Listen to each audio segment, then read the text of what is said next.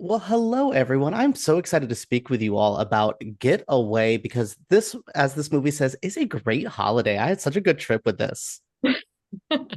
Now, Sebastian, I want to jump into it with you. You're a bit of a, I don't want to say a pro at this, but you've been in a kind of a bit of comedy horror films quite often. I find you always really fun to see in this genre. What do you think as an actor it takes to balance horror and comedy correctly? I know good direction helps, but what do you use as an actor to kind of balance the tone? Well, I think there was so much overlap in this film, playing kind of a moody teenager who's, without giving any spoilers, but there's a fun overlap there, I think, between the conflicts that he has like with his dad, with Nick, and it's such a kind of familiar like, son and father like bickering relationship, or like with Maisie and with his sister, and kind of seeing that then spin out into the like horror genre and what that becomes was so much fun. But yeah, I think there's a lot of overlap, and some of my favorite moments of comedy are also in moments of darkness and vice versa. So I think treading the line is a difficult thing to do, but it's fun. And having a script from a comedy horror god like Nick Frost does help. Yeah, no, I mean Nick's script's awesome. Stefan's direction is awesome. Maisie, I have to talk to you about something. So I was doing some research on you, and I like to see that you're kind of breaking into the industry, and this was such a big gig for you. And you were with some great people with some nice, I will use the UK term, CVs. And I really love me doing my research of what's a resume in the UK. No, I loved seeing you work with it. Is there a piece of advice from maybe Nick, Sebastian, or anyone involved on set that you're going to take with you and bring to other sets with you? Yeah, I think like all of them are just like such pros and so funny. And I think I definitely when I arrived was like intimidated by that. I was like, oh God, like I don't know what I'm gonna do. But I think they all just kind of seeing how easily they improd and just like went for things and like because they create such a lovely space where they made me feel so comfortable and kind of very free to just try things out and like that kind of freedom to create. I think, yeah, just the idea of just going for it and not feeling like scared because at the end of the day, you're all here to make something you care about. And I was very lucky there because they're all just lovely. And yeah, I think I hit like the kind of jackpot to have that as a cast and Stefan's director. And like the first thing I did, I was like, well, the bar is the bar is Oh, high. absolutely. I love what this cast, it does feel like a family. No matter the bickering, like Sebastian said, all of it, it felt real. And I think Stefan's direction's a great pick there. Stefan, I think your script wastes or your movie wastes no time. It's in, it's out, it packs in a good punch. What was it about this script and working of the script that really drew you to making this project? It was, I mean, of course, it was already like, I mean, hearing like, all right, there's the script, it's written by Nick Frost. Oh, and he plays the lead character, and he wants you to read it. I mean, that's that. I mean, I'm in then already. But when I when I read it, it was just such a ride, and with all the twists and turns in the story, that I'm not going to spoil. I mean, this was an experience. The first read, it just got to me, and I was like, all right, this should be the experience that everyone should have in the cinema. So, yeah, it was very clear that I had to do this film. Sebastian and Maisie, did you guys kind of predict when you guys were reading the script where it was going, or were you guys smacked in the face like audiences were with how things went? I had No absolutely no idea. idea. Uh, And like I was equally annoyed and also like, well, I have to be a part of this because I had no idea it was coming. And also, once I knew everything, it wasn't like it just comes out of nowhere. You're like, it was there the whole time. And I think as actors seeding that in smaller details and like weaving it all together so that like if someone were to watch it straight away after watching it the first time they would maybe see new things, which is kind of cool. No, I look forward to watching it again so I can check my notes this time and be like, ah, that weird look that one person gave somebody, that means so much now. And Yeah. it's really interesting. Again, it's that direction, it's that script. So I have another question kind of for both of you. Doing my research, I was finding out you both are very talented singers. This movie uses songs very well. Is there something you guys would love to see your characters perform thing? Maybe I'm just like wicked brained right now, but I was just like, what if this was a musical number two here? The tone was I perfect for this. love this question. I think in a very like Joker 2 kind of way. Or like it would be so cool if I'm not gonna say any of them, but any of the twists that happened, like they're quite big twists, like they kind of altered the whole world. If any of those were songs, that would be insane. Like imagine like or even the Karantam, which like you see in the trailer. Imagine if that was a whole like musical number. Like I'm almost annoyed that didn't happen. Yeah, I love that. I don't know if I can, do you know what? I don't know if I can see Jessie singing, but I can definitely see her like weirdly DJing at like a techno club in Berlin. Like she's like completely like straight face, sunglasses on, she just plays her track and she's just kind of like maybe that maybe that's like an extra scene. I mean, Stefan, tying into this, music is such a great part of this film. I mean, that needle drop in the middle of this movie was just like so impressive and so interesting. Where does music kind of play into you? Do you like, was that in the script or did you get to kind of pick the songs and the vibe of this movie? Yeah, music is a big thing, of course, and it was something that I mean, you just go and I mean, you have to find out which songs are possible to get, and and this one needle drop, which I love, the one you're describing, and I'm not spoiling it. I guess I'm not spoiling it. Yeah. I mean, that was just such a perfect song, and I wasn't aware that we could actually afford this or get this song. So when that happened, I was just so it was like, well, fuck, this is just perfect. I mean, so yeah, no, I mean, this is very important for the mood and for everything, and it was something that, yeah, I mean, right from the start, from the moment I read the script, I was working on that, yeah, and I, eventually we got to have these incredible tracks. I love when writers and directors will have a song in a movie. They don't have the rights to it, but they're like, we're going to make this happen. I don't care if we have to do our own acoustic version of it. We'll make it happen. And I just love that drive. That's kind of what the whole movie feels like. It's just so motivated and it's just so pushed through. Did you guys feel that on set with the direction? I mean, not to pat Stefan on the back over here, but was that direction just kind of felt that motivated and that like, oh man, I can't wait to get this?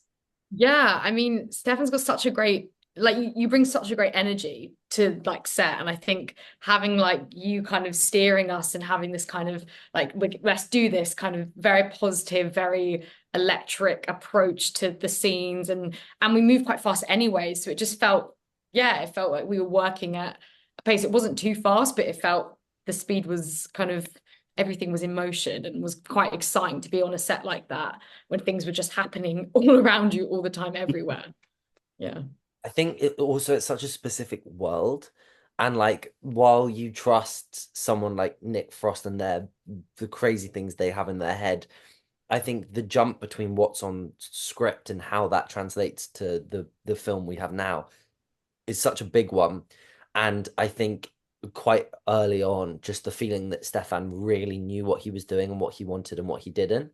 And you kind of go, oh, okay, like we can all relax and know that if he's saying you can go bigger with it, it's not going to look insane. And kind of, I think that just like basic level of trust, which you need to make anything, but specifically when you've got a genre that's, or like a tone that's so specific as this film, it's a very delicate thing. So I think between Nick and Stefan, we were like unbelievably lucky to have such a clear vision to work with.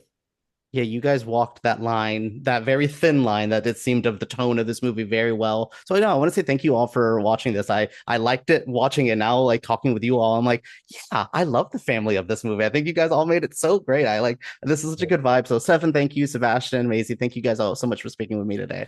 Hello, guys. How are you today? Good. Good, How are thank you? you, DJ. Very good. I'm so excited to speak with you guys about Getaway. I had such a blast watching this family be the messiest family I've seen in a while, and I absolutely loved following them. Nick, I want to say, this is such a perfect tone for you. It really balances that line, that real thin line, horror comedy. you've done this for quite some time. Do you find it hard to kind of keep finding new ways to bend this genre? Because this is truly one of your most unique scripts yet.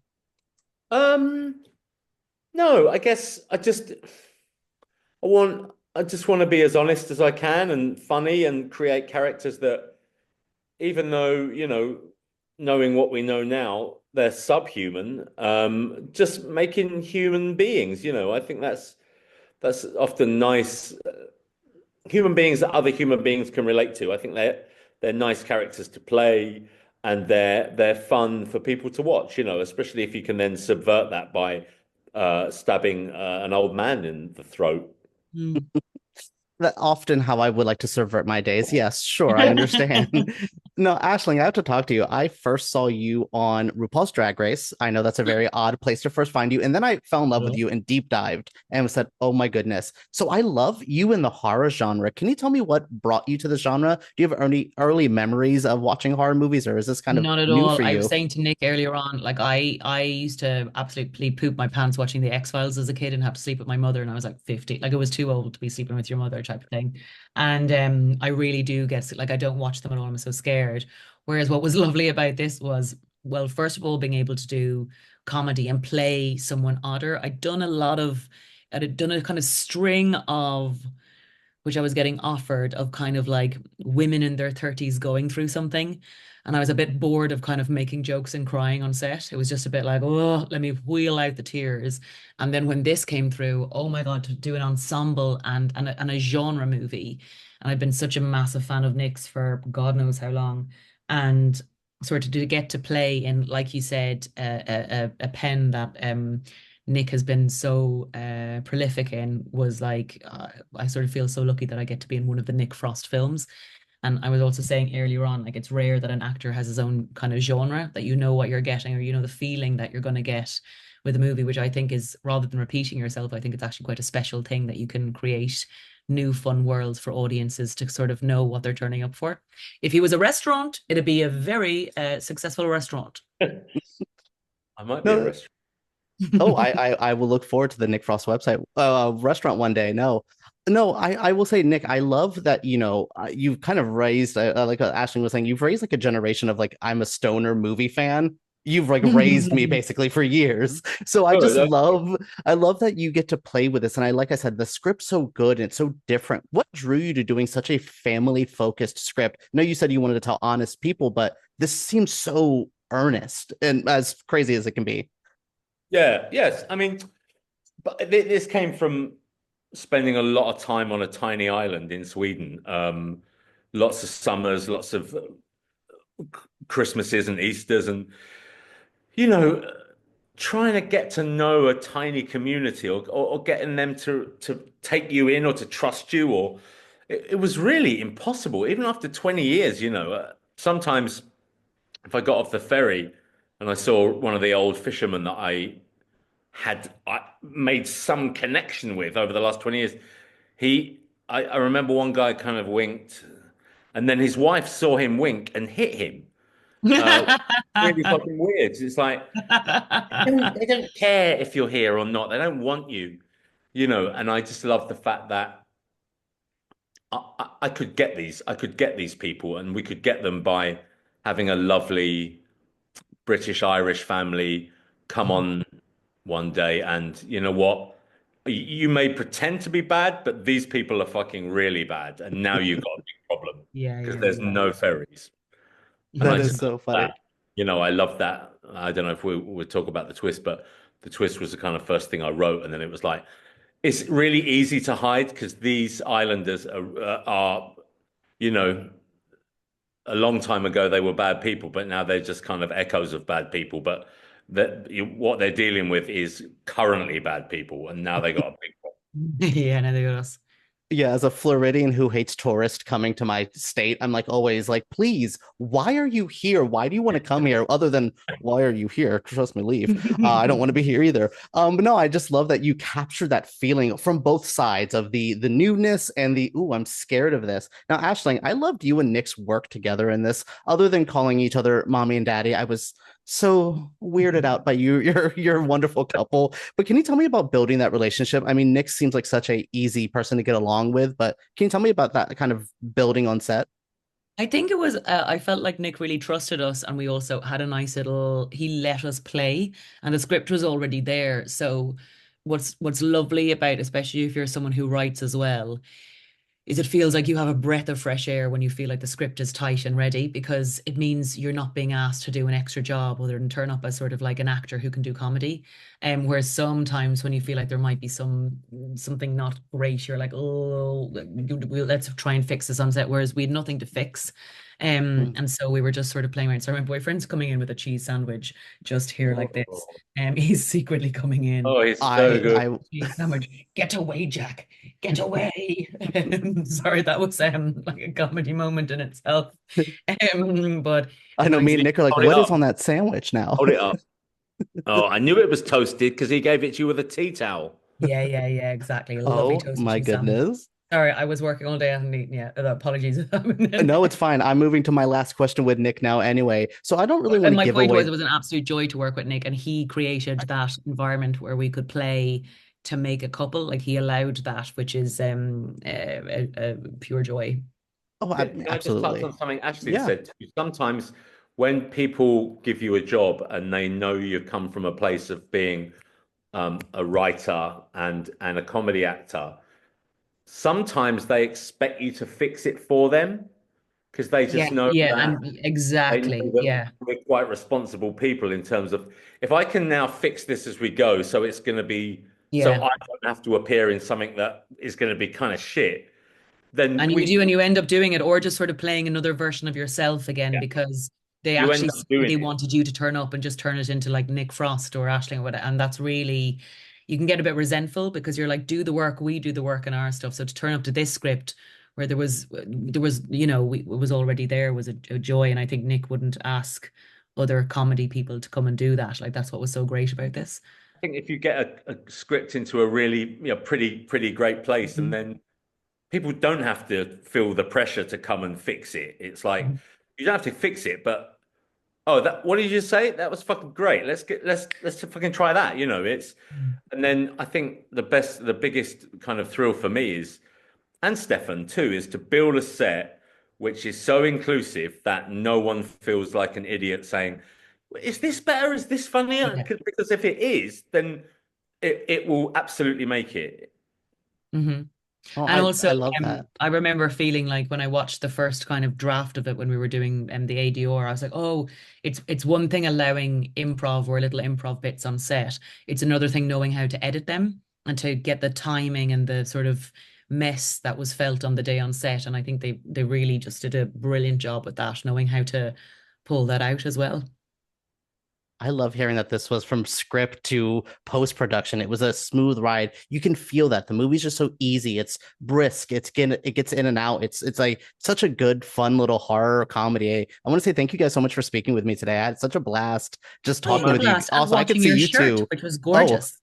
thank you. I could just watch you two go off as well. There's a good bond here. I want to see you guys work together more, please. I will never work with this man again. Goodbye. I'm joking. In a heartbeat. Thank you Never saw guys. her. She killed herself.